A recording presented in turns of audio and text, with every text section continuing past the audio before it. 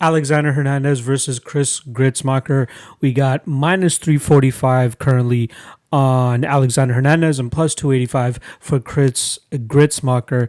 Hernandez actually opened at minus 245 and has gradually dropped down to minus 350, minus 345. And it makes absolute sense. So let's start off with Gruetzemacher, who's actually been off for over 2.5 years now. Sorry, my math is absolutely correct on that. He has been off for 2.5 years. He was scheduled to fight Jesus Pinedo before the whole COVID thing happened. Obviously, that fight got canceled due to COVID. And then they finally, Chris Gruetzemacher actually tore his ACL. This was in 2019. I was absolutely getting the dates mixed up here.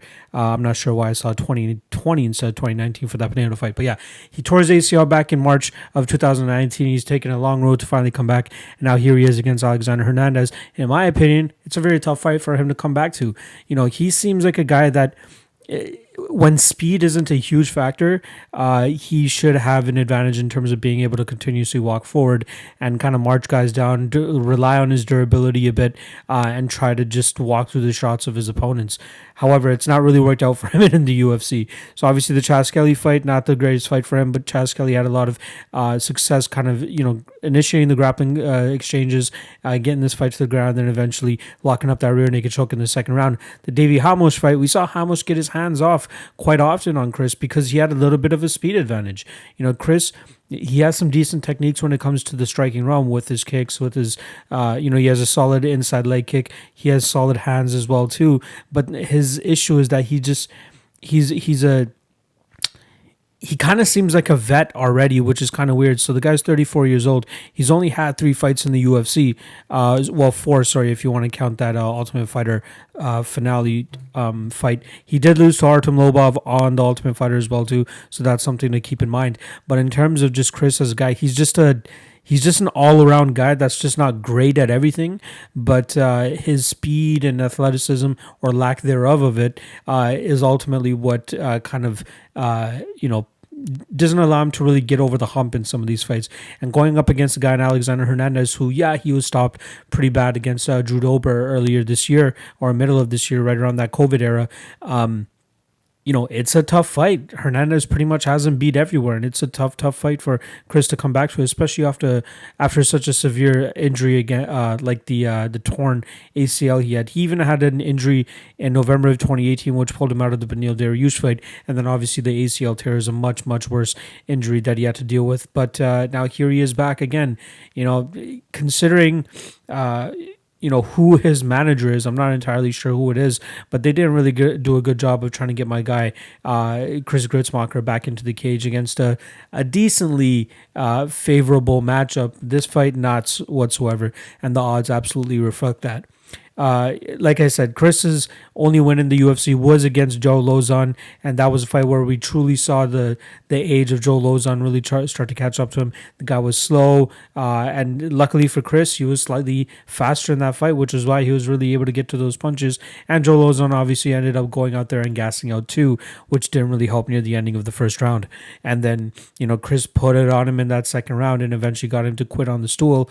I don't want to call it quit because it was rough. It was not looking good. Even the commentators were talking about how the fight should be stopped, and thankfully Joe Lozon's corner was smart enough to go out there and be like, all right, you got to stop this fight, and that's exactly what they did. Alexander Hernandez on the other side, he's come across a little bit of a hard time. His last 4, he's 2-2. He burst onto the scene at UFC 222, where he went out there and got a victory over Beneil Dariush in 42 seconds. And sometimes that's not the greatest thing for you. When you step in on short notice and you fight a guy in the rankings and you go out there and blitz him in that first round, you're kind of going to be, a little bit overrated or thrown to the wolves a little bit too quickly. Luckily for him, he was able to go out there and outgrind Olivier Aubin-Mercier. That's kind of a prime Alexander Hernandez type of fight where he's able to be the stronger guy, the faster guy, and get the better of the grappling exchanges, which is something I think that would be pretty important for him to be able to go out there and implement here against Chris Gruetzemacher.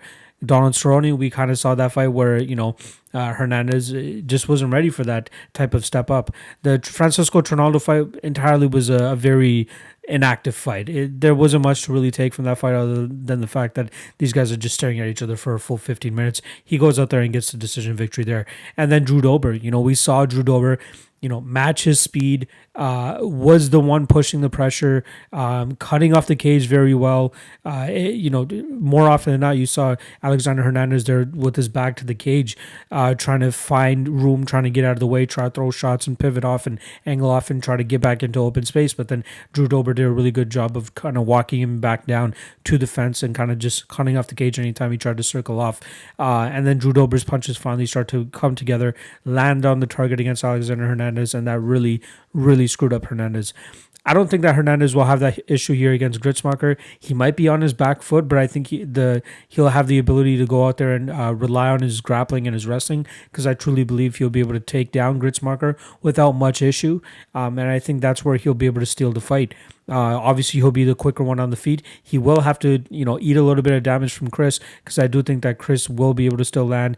Again, he likes to just bite down on his mouthpiece, walk through the fire that his opponents throw at him, and he still tries to land a couple shots. But man, Chris is just so hittable. It's not a good look whatsoever. Surprised that he took this fight, like I said, especially coming off an ACL injury. And one more thing to note is Chris, before the Joe Lozon fight, you did see him working with those guys over at ATT. He did have Pahumpa in his corner as well too for that fight. I'm not sure if he's going to have Pahumpa this time around, or any of those ATT guys either.